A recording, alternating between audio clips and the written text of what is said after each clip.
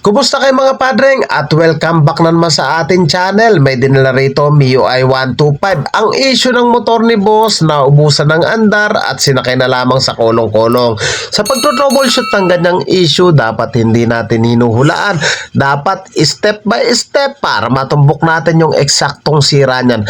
Kalimitan, tatlong bagay lang upang mapaandar natin yung motor. Unang-una, yung ating gasolina, yung kuryente at yung ating compression. So silipin na muna natin kung ano yung nawawala sa tatlong iyon. At para naman sa unang detalye, dito tayo sa kuryente, tanggalin lang natin yung kanyang high tension wire habang ini-start yung motor.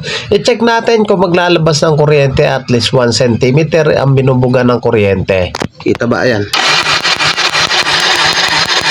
At sa pagkakataong yung mga padreng, napakalakas ng binubuga ng kuryente. So, ibig sabihin, wala dyan yung issue kung bakit ayaw umandar ng motor. At isusunod naman natin dyan yung kanyang gasolina o fuel kung naglalabas ito dito sa ating injector o dito sa ating fuel pump. At dito sa kanyang fuel pump, para ma-check natin kung ano yung nawawala, una may kuryente, so absuelto na dun sa kuryente.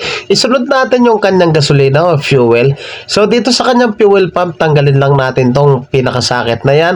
Pag inon natin yung susi, dapat maglalabas yan ng gasolina tapos mamamatay. So itry natin. O doon natin tapat. Ayan na. On natin, dapat sisirit na malakas. At sa pagkakataong yung mga padreng, naglabas yung ating fuel pump na napakalakas na gasolina, napakalakas na sirit. Ibig sabihin, okay yung ating fuel. So, unang-una yung ating kuryente, pangalawa yung ating fuel. At isunod naman natin dyan yung kanyang compression. Pag nakumpleto natin yung tatlo na yan, maalaman natin kung ano yung nawawala, automatic yan, siguradong mapapaandar natin yung motor na ayaw umandar. So, sunod naman natin, balik natin. Okay, nabalik na natin. So, tingin nyo anong sira nito mga padreng. Walang redundo. So, may kuryente, may gasolina. So, ano pa yung nawawala? Yung kanyang compression. At para naman sa kanyang compression mga padreng, baklasin lang natin yung kanyang spark plug habang tinatadyakan natin yung motor ni boss. Takpan natin dito yung pinakabutas na dinaanan ng spark plug. Dapat yan pumuputok o naglalabas ng presyon. Pag hindi pumutok yan, automatic po yan loss compression. So try natin.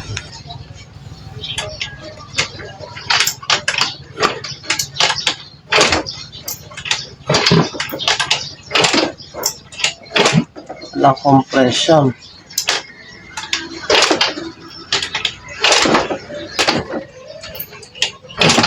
Walang compression mga idol. At sa pagkakataong yung mga padreng, sa unang detalye may kuryente, sa pangalawang detalye may gasolina. So ang nawawala yung kanyang compression. Bakit nga ba nawawala ang compression ng isang motor? Minsan natuyuan ng langis yung kanyang piston ring na nikit dun sa block. So, pwede rin singaw yung barbula. So, ang gagawin natin dyan, bubuksan natin yung kanyang cylinder head, cylinder block. Alamin natin kung ano yung eksaktong sira nito. So, bubuksan natin yan. May kuryente, may gasolina.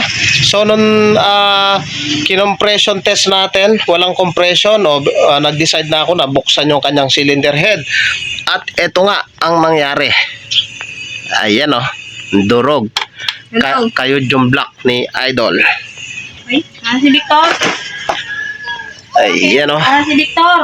Kayo Ayan, so papalitan natin yan. So yung mga padreng, yan, bumili na si boss ng block set. So, ito yung tatak. Mga China brand lang siya. MTK. So, pwede naman yan, basta alaga sa langis. Tatagal naman yan. Original na valve seal. May kasama ng piston ring, piston at gasket. So, ayan, salpa ka na. Ang issue nito, yung mandar, loss compression. So, salpa ka na. Hindi na natin papakita dahil may mga tutorial naman tayo niyan. Nakabit na natin yung kanyang block. Nakasinta na rin natin yung barbula. Ang issue nito, loss compression. So, nagpalit na rin kami ng injector dahil yung injector niya ay nagbabasa. So, try nating i-push button. Ayan, click. So, okay na yung motor ni boss. Mga padreng, kung nagustuhan nyo mo yung ganitong tutorial at bago ka pa lang sa akin channel, huwag nyo pong kalimutan na paki-like, paki-subscribe at paki-hit na rin po yung notification bell para updated po kayo sa mga videos na kagaya nito. Thank you po sa inyo. God bless at mabuhay po kayo.